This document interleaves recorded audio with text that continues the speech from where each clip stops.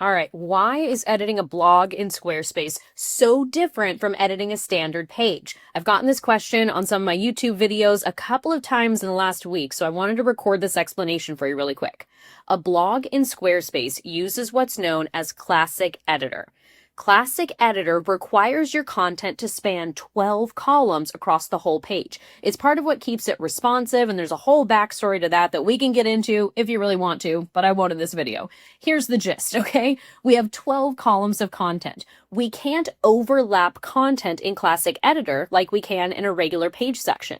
The content in Classic Editor needs to span all 12 columns, which means if you have two content blocks next to each other, one of them can take up 6 columns and the other one takes up 6, or it can be 2 columns and 10 columns. But whatever you do, you have to span all 12.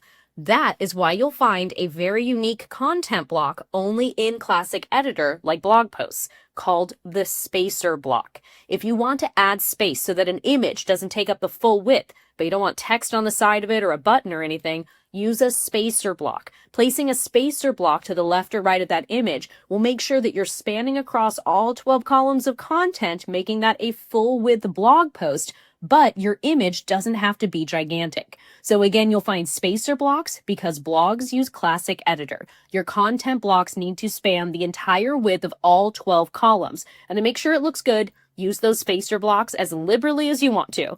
Now, to be clear, we can't do that in a Fluid Engine section, the standard page sections in 7.1. There, you don't have to have content blocks take up the whole space. This is just Classic Editor. You'll find that in blog posts, additional product details, and events, a few other spots sprinkled throughout your Squarespace website. But that's why editing a blog post is so different. Oh, and when it comes to the height of the blog post, that's totally up to you. You can have it be as long or as short as you need it to be, add as much content as you like. But again, we need to make sure we cover all 12 columns of the width of a blog post. So if your images are too big or you don't want your text block to go across the whole width, try adding a spacer block to balance things out a little bit better. I'm Becca from Inside the Square, and I hope you found this helpful. If you did, give this video a like, and if there's a question you have about Squarespace, let me know in the comments. I'd love to help.